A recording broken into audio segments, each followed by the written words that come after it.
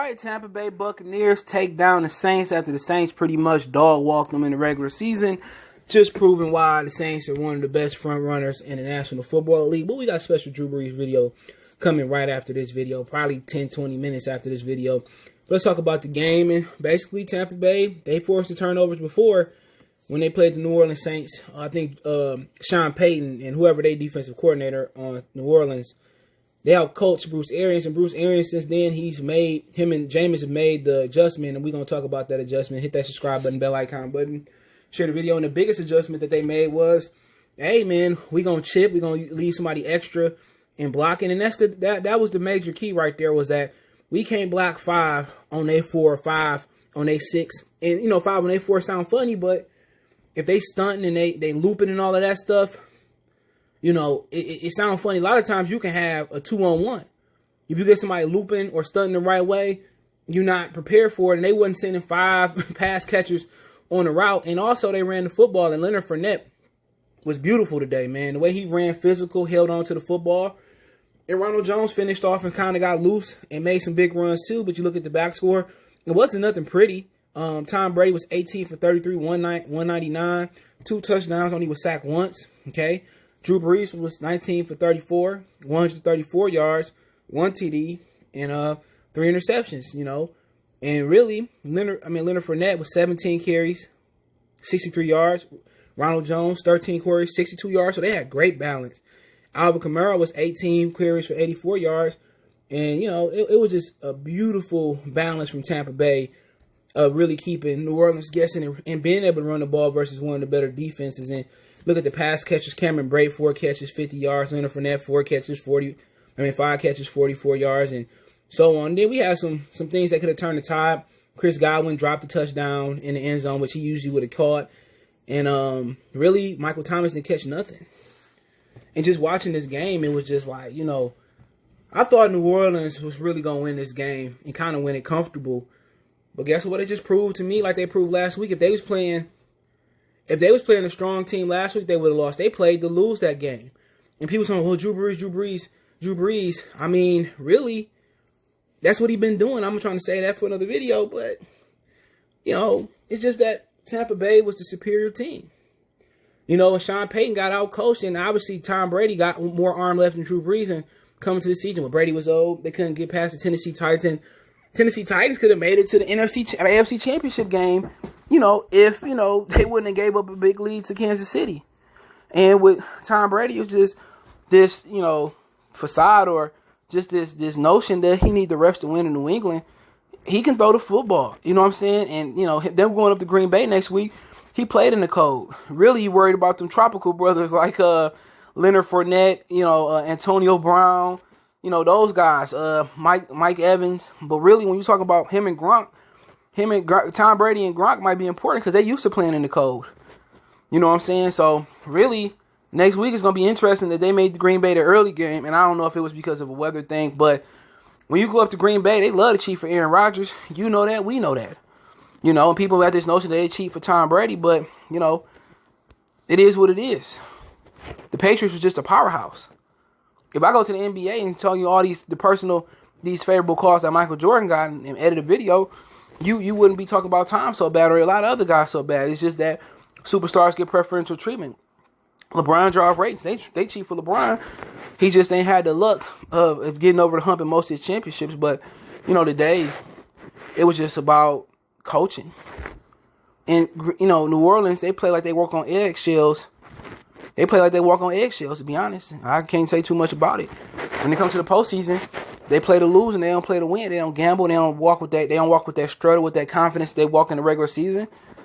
And to be honest, you can't say Sean Payton got out-coached. It's just that, they play with alligator arms. You see Leonard Fournette alligator arm Alvin Kamara alligator that last Texas route he ran, and Drew Brees threw 3 picks.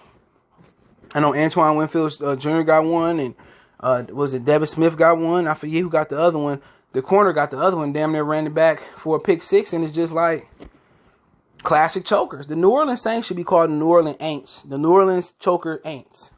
They choke every year. You talking about Case Keenum. You talking about letting Kirk Cousins beat you in the playoffs, and Who else? Jared Goff beat you in the playoffs, and then they be crying, "Oh, they cheated us! They cheated us! They cheated us!" And then they don't take no responsibility for their action. Even when they won the championship, when they made it to the championship versus when they made it to the NFC Championship versus Minnesota, it wasn't like they won that game. People forget Adrian Peterson fumbled like 30,000 times on the goal line. I will never forget that game. I was a huge Brett Favre fan. I'm a Lion fan, but shit, you gotta love Brett Favre. When he was playing, and I was pushing for Brett Favre. I didn't care shit about Minnesota. I love Adrian Peterson, though. But I didn't care shit about Minnesota. But Adrian Peterson fumbled that game away. Then there was a Bounty Gate game. But it was pretty much about Adrian Peterson giving them that game. But what they did today, they gonna face a weaker front. People going crazy about Green Bay. Oh, Green Bay. But then again, they faced the team in the cold with a quarterback that had a surgery repaired thumb. Didn't face the best Aaron Donald. He got injured. Those are true. But you got to go to Green Bay preparing not to hold, preparing to get cheated. To be honest, that's what you're going to have to go through.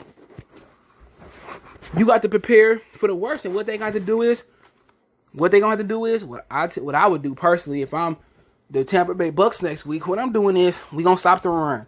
Let's stop the run, right? And let's double Devontae Adams. You know what I'm saying? They run that little keep him in motion route. We gotta communicate.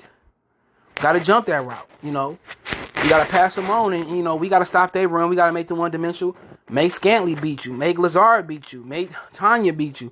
Make them other dudes beat you. But they gonna have to run the ball in the cold next week. Fournette, Ronald Jones, they got to run that ball, stop the run. And really, I think Gronkowski is going to be one of the most important players next week if they're going to win other than the run game and Tom Brady. Gronkowski in the pass blocking game, run blocking game, whatever, but he going to have to catch some touchdowns next week. He got a beautiful matchup next week. And really, it's about, take away Adams. Last year, the San Francisco 49ers, it's not hard. If we're going to jam them, if we're going to bracket them, if we're going to go out there and double team them like a punt, like we're going to double team like a punt, but should be a good game. But for New Orleans, I don't think Michael Thomas was healthy. And what I think would have boiled down to was they habitual chokers. They annual chokers. Every year get to play. Look at the Chicago Bear game last week. They played not to lose that game. And it's just when they kind of got comfortable and found out Trubisky couldn't put up points, and Matt Nagy couldn't get creative, then they start scoring points at the end. But that game was competitive, well going into the second half, and they struggled with Mitchell Trubisky. They played like some pussies.